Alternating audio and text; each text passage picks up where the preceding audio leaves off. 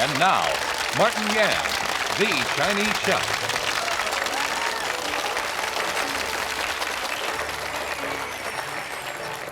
Ni hao ma. How are you?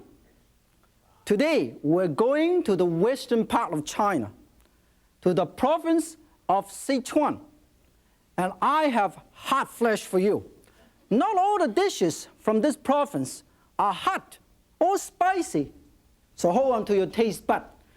We're going to try Sichuan omelet soup, smoked tea duck, and fruit with snow mushroom. The first dish we're going to show you is Sichuan omelet soup. All we need is 2 eggs, quarter pound of ground pork. You can use ground beef. 1 small can of bamboo shoot. 2 tablespoons of chopped Sichuan pickle. 2 stalked green onion, including top. 2 to 3 black mushroom. 4 to 5 dry shrimp. All we need is this, but we also need a tiny bit of soy sauce. 1 tablespoon of all-purpose soy sauce and 1 teaspoon of sesame seed oil for marinade. Now, first of all, I want to show you how to cut up the bamboo shoot. Parallel cutting technique. See, 1, put it here. 2, put it here. 3, put it here. This is how you do it. And then you stack them all up and you go.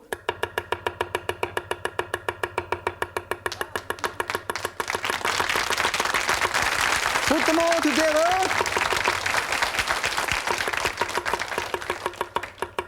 This is a Chinese, ancient Chinese food processor.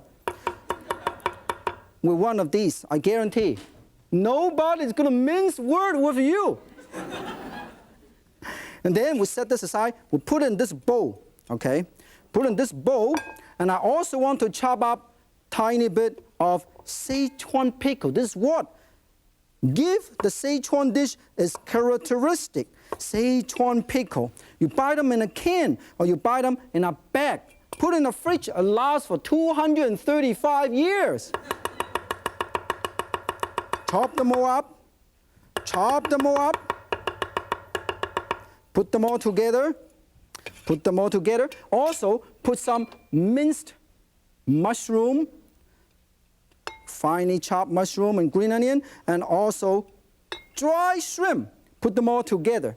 And then, of course, let us put approximately 1/4 pound of ground pork. You can ground it yourself. Nobody really cares. And then put the seasoning right in here. Now, let it sit anywhere from half an hour to 2 hours.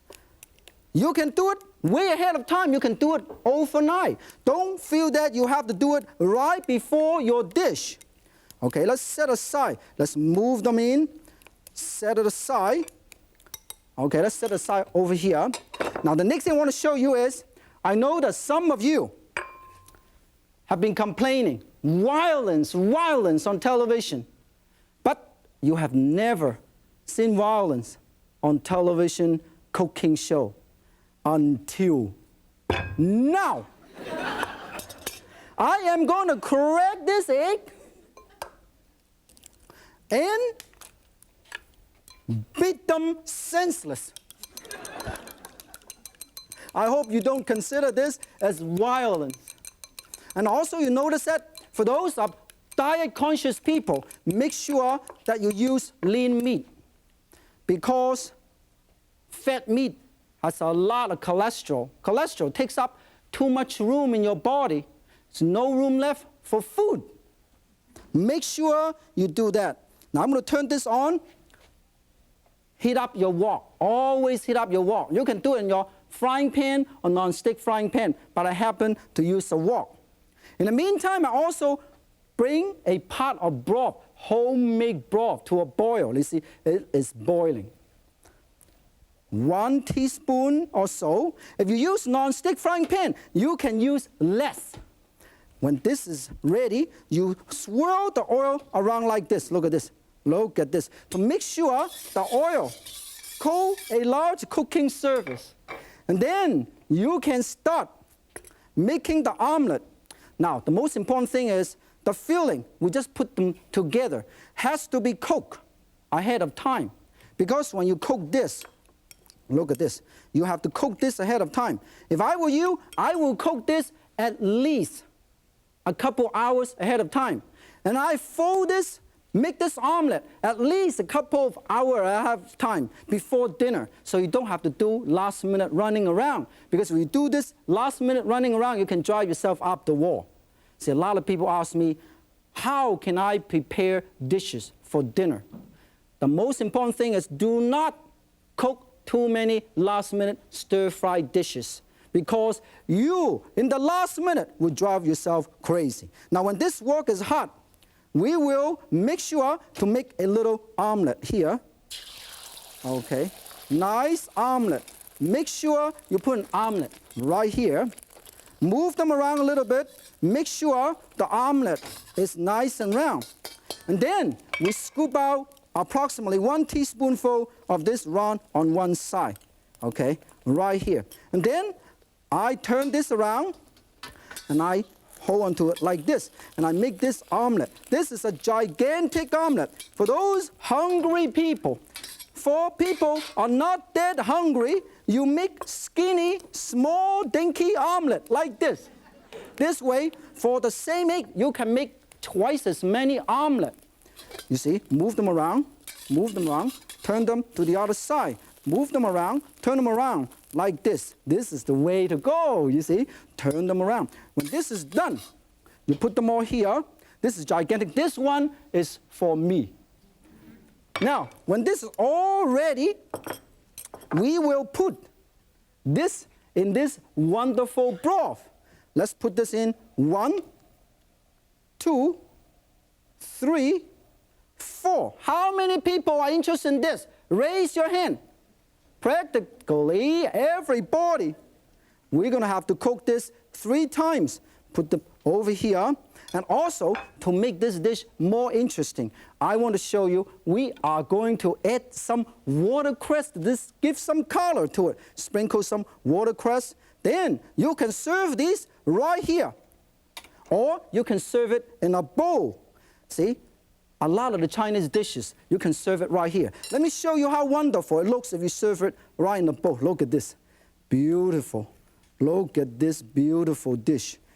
Everybody can serve this at home, and your guests will enjoy doing this very much. Look at this. Isn't that beautiful?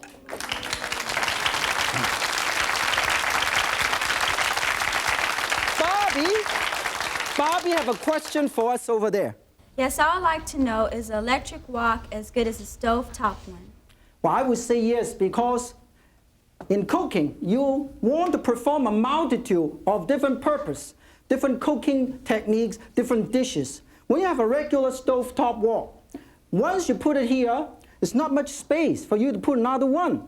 But the electric wok offers 2 advantages. One, you can take this wok and walk all over the place. You can cook it anywhere you wish, because this way you can free your stovetop wok. At the same time, because of the temperature control on an electric wok, it gives you a great control when you're doing deep frying and also steaming, also braising dishes. So I would definitely think it would be wonderful to have both, particularly for those here also at home, you enjoy cooking. You enjoy entertaining. It's wonderful to have. I hope I have answered your question. Now, this wonderful dish we call smoked tea duck. Right before I got here, I almost ended up having smoked tea nothing, because this little thing tried to duck out on me. When it duck out on me, I can't do anything. Now, I'm not quite sure if any one of you know, all the ducks in China, they know exactly where they're going to end up, in a wok. So when they walk around, when they go around in the range, they always say, walk, walk, walk, walk, walk, walk, because they know they're going to end up in this little wok right here. Now, I'm not quite sure if anybody have ever heard the announcement, the Surgeon General has just determined smoking tea duck is not dangerous to your health. So make sure you don't have to worry about smoking this kind of duck. Now, basically, in this particular dish, you need one gigantic duck, about 4 to 5 pounds. If you get a game duck, this might be about 3 pounds, but this is what we need, 5-pound duck. I want to show you exactly what we really need for the marinade. We need star anise, approximately 2 or 3 of these whole star anise. You can crush it a little bit, and also use approximately 3 tablespoons of dry sherry or Shaoxing wine, and also 2 tablespoons of salt. Anywhere from 2 teaspoons to 2 tablespoons, depends on how much you worry about your salt intake. Also, I use a tablespoon of minced ginger and also garlic if you wish. And also, I have a tiny bit of about a teaspoon to 2 tablespoons of Sichuan peppercorn. Some people love Sichuan peppercorn. They use a little bit more. And of course, I also use 2 whole green onions. I'm going to set it over here and we'll show you how to shred the green onion. First of all, you put it here and you go, wow, heck, the heck. This is what you call, what the heck? And then you go. And then everything is done. And you put it here. And I also, to smoke the duck, I also will use approximately ½ a cup of brown sugar. And about ½ a cup of rice. You can use a little bit more. This is long grain rice. And also some black tea. This happens to be lychee black tea. You can buy the chickpea tea. But this is wonderful aromatic tea. And before I start, I understand Francis over there have a question for us. Gee, do I have to use a duck or can I smoke something else? If you love hunting, you can use wild game hen, wild duck. Anything with 2 wings and 2 legs would work. It works really well with chicken or little quail. All depends. It just, as I said, it just happened. This is the only thing available. To me, that's why I want to use. And also, this is a very classic dish. But by all means, you can always use tea smoke. Use the duck and smoke with tea. Or sometimes some restaurants use camphor. Then they call 姜茶鴨 them camphor smoked tea duck. So you can add anything in you want. First, we're going to marinate the duck. Okay? Here is all the marinade. You start from the inside. Put all of these, half of these or more than half of this, put it inside. Wow! It feels so cool. Do it in the summer when it's hot and muggy because it really feels good. Rub them inside and out. And then also the outside. Rub them up and marinate this whole thing for approximately 2 hours. If you have a little more time, do it overnight. Or 2 days. Or 3 days. Nobody's going to bother you whether it's 2 hours or 2 days. Now, you can also, let's put this thing inside so it won't walk away. Now, after this marinade, you are going to steam it. We're going to steam it to save time. Also, we want to have a lot of ducks around to serve all of us, so I have steamed one of these. I steamed this. I've been steaming this for over 1 hour and 15 minutes. Normally, I have to steam it for about 1.5 hours, okay? I understand that David, right there, have a wonderful question. Yes, Martin, besides sherry and Shaoxing wine that you mentioned, what other kind of wines do you cook with? In southern China, they normally use rice wine. In northern China, they use Shaoxing wine. Rice wine used in China, in southern China, is about 80 proof, okay? But you think that is potent, that is dangerous. Wait until I show you this. This is Fanqiu, Fanzhao, 130 proof, okay? You use it for drinking as well as for cooking if you wish, but normally for drinking. If you think that is the only one, that is not true. This is Cao Liang Jiu, made out of cereal grain, 126 proof. Both of these knocks everything off. including your boot. Now, after you steam it, you shut it off, let it cool down a little bit, and you start to get ready to smoke the dish. Now, this is what you're going to do when you smoke. First, you get a wok. Get one of these bamboo or stainless steel steam rack. If you don't have these, no problem. If you don't have these, you get chopstick. Put 2 pairs of chopstick, tic-tac-toe. Then you don't have to worry about this. The wonderful thing about this is you can play tic-tac-toe with this at any time, you see. Now, put this right in here, and we'll put the brown sugar, and we'll put the rice, and then we'll put the black tea right here. Mix them all up like this. Mix them all up. Now, if I were you, I would line this up with aluminum foil because I don't want to spend 3.5 hours trying to clean up the wok. So I'm going to line this up, and then I put this in. After I put this in, I will put this a whole duck, which didn't get a chance to duck out on me, put it right here. And then we're going to smoke this for approximately, over medium high to high heat, for approximately 5 to 7 minutes to give the nice smoky flavor. After smoke, it looks like this. Wow, can you see? Can you? Oh, it is absolutely wonderful.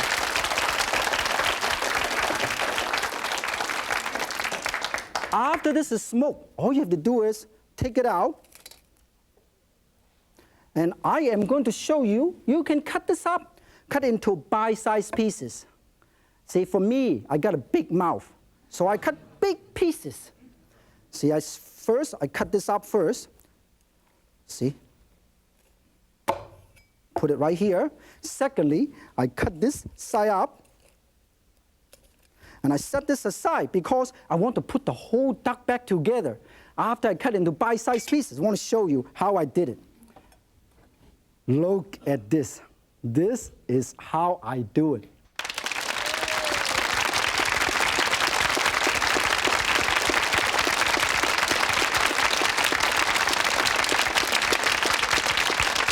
This is one of very classic traditional Chinese dish.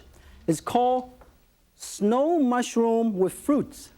Basically, this is a classic banquet dessert. Normally you go to Chinese restaurant. I know that you told me that you love Sichuan style restaurant. When you go to the restaurant, normally when you eat, order dinner number 1, dinner number 2.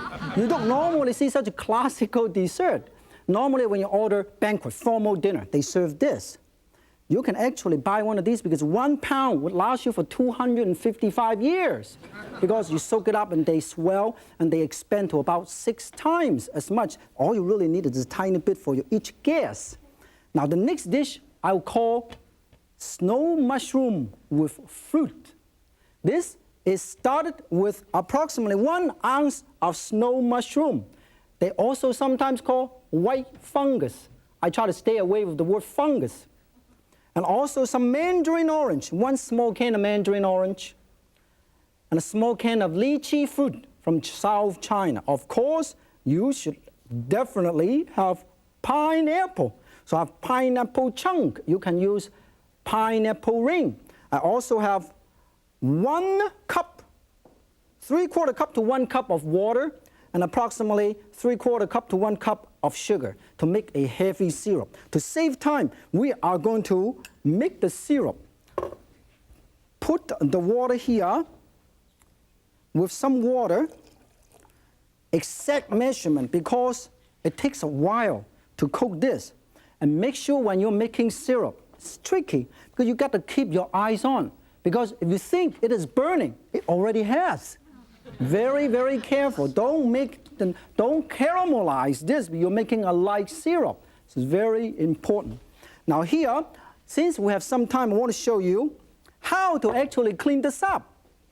You soak this in water for a couple hours, and they'll swell like this. Very big chunks, nice and soft. It feels good. And then you kind of see this little yellow spot here. This is more or less like the stem. Okay, we've got to cut it off. So I break this up, and I use a little scissor, and I am going to cut it off like this. This way, this whole thing, you can use it, okay? Let's cut this off. Let's cut this off. Take this out, cut this off, cut this off. And once you're done, you can put this in a bowl. This has been cooked for approximately in a nice smooth broth or water for approximately half an hour over medium-low heat. And then you lay them all like this.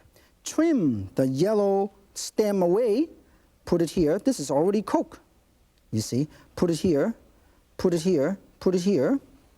It is very wonderful. And then the syrup, you spoon your syrup right in here. This one, I didn't get burned.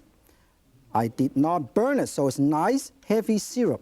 Now, if you want to save time, you can use corn syrup, but it's not genuine, classical recipe. Then you put some, let us use chopstick,